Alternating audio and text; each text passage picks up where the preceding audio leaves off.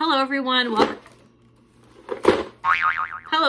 welcome to my channel if you're new here. My name is Cassandra and today I'm going to be going over our morning basket for the month of January 2022. Now I have a 5-year-old and a 6.5-year-old, and so that gives you a little reference if you're new here. If you are new here, I do a morning basket video every month. They're usually not themed. Consider subscribing, and I have a goal to reach 5,000 subscribers this year. It would be awesome if you were one of them, and give this video a thumbs up if you like it. So let's go ahead and get into it. You guys may know we do sunlight. So I have all of our read alouds in here for sunlight. So the first one we're already finished here is the Dolphin Adventure. We just finished it in 2 days. It's really short.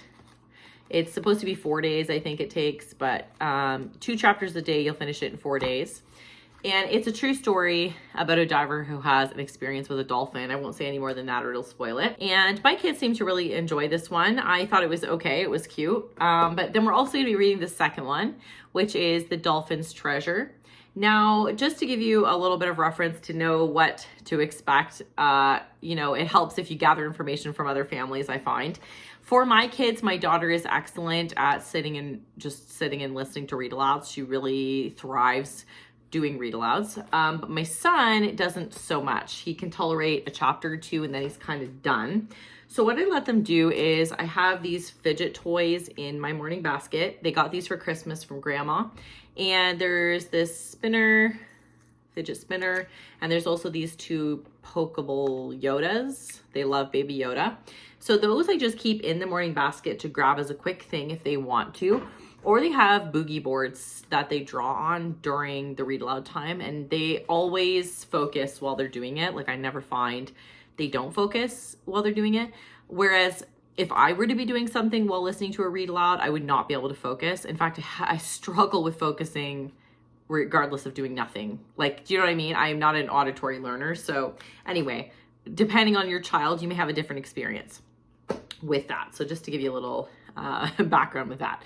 Now, I don't know if I told you about this one. The next one is Dolphins Treasure. This little paper is just the sunlight notes. They have like little questions you can ask after every 2 chapters to see, if they were engaged, or to review vocabulary, goes over that kind of thing. And then the last one for the month is Heartwood Hotel. And this one seems a bit thicker and may not have as many pictures. Still looks like it has a few though. And I haven't even read what it's about. I'll read it to you here. When Mona the mouse stumbles across the wondrous world of the Heartwood Hotel in the middle of a storm, she desperately hopes they'll let her stay. As it turns out, Mona is precisely the maid they need at the grandest hotel in the Fernwood Forest, where animals come from far and wide for safety, luxury, and comfort. But it's not all acorn souffle and soft moss-lined beds. Danger lurks. And as it approaches, Mona has to use her wits to protect the place she's come to love. Because this hotel is more than a warm shelter to spend the night, it might also be a home. So there you go, Heartwood Hotel. I do find Sunlight picks excellent literature to read aloud. I don't think there's been one where I've been like, well, if you watch my Sunlight reviews, I guess there's been a couple, but generally they pick very good things to do. So the next thing we have here is a game called T-Rex Topple. My church was very generous in gifting this to us this year. There's a few things that they gifted to us in this month's morning basket, but this was one of the things they gifted to us. And it's just a silly game. You stack these little blocks to try to balance the most you can to win. We like to do little games. Our other little game in here is this game called Moby Kids. Now they do have a Moby game that you can purchase that I found more readily available, which is includes multiplication and division. This one is only subtraction and addition. So it's better for younger kids that are just learning that kind of thing. What I'm going to do is just come up with different ideas with this. What it is it has little tiles. You try to make, it's almost like a Scrabble, but you're trying to do math equations. So it has this little bag, and then it's got a bag of numbers. It only is 1 to 10, 1 to 9, no, 1 to 10. In here, and it also has like little freebies.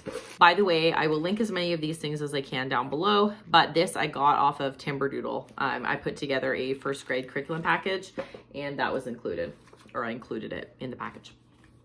The next thing is I do these little, I think they're called pictographs, I don't know, to learn songs often, or scriptures, it just depends. But we're learning this song, I Know My Father Lives, which is a children's hymn. We're just going over it every day and listening to it, singing it, etc. Also, we go over the gospel, what the song means, and so they're getting lessons out of it in that way anyway. And then I talked about it in my goals video, but if you didn't catch that, maybe go back and watch it after this video. But I talked about ponderizing scriptures and what that means to us. And we're doing one every 2 weeks. And we read it every day. We talk about what we've pondered about it. So if we have thought of any additional meaning behind it for us, or, just anything we want to share. We talk about that in the morning, every morning. Okay, so then the next thing is another thing that you'll maybe only know if you're in my church, but it would be very wonderful if you weren't in my church as well. They're just really good, wholesome magazines for children. It's called The Friend magazine, but I don't think you're gonna be majorly put off if you're in another Christian faith. And all it is yeah, just like really wholesome, uplifting stories, and activities as well. It has coloring pictures, I am a child of God at the back there, little posters you can put up. It has a section for younger kids with shorter stories and little comics. And then it has kind of longer stories for older kids. This is not for teenagers, however. If your kid is probably 12 and up, I would suggest a different magazine. But here's a little color by number. I can read the Old Testament. We have 2 here just because we got 2 in the mail, one right after another. So 3 more things. The next one, it was another gift from our church. It's called Watercolor Wonders. It has these watercolors on the side, which seem to be quite pigmented. We already have really great watercolors, but these ones seem good too. And it gives you little tips and instructions if your kid's a bit older. Mine kind of like to just do the pictures. So as you can see, they've started these little otters, but they're on really thick cardstock, and so it doesn't bleed through. So yeah, got that. So that's a Klutz book. So probably, I think I've seen Klutz products at Walmart. Again, I'll link it down if it's on Amazon. Then we've got the Preach My Gospel lessons. Again, if you watch my goals video, you know what I'm talking about. I'm just teaching my daughter the lessons that she would normally receive from the missionaries before getting baptized.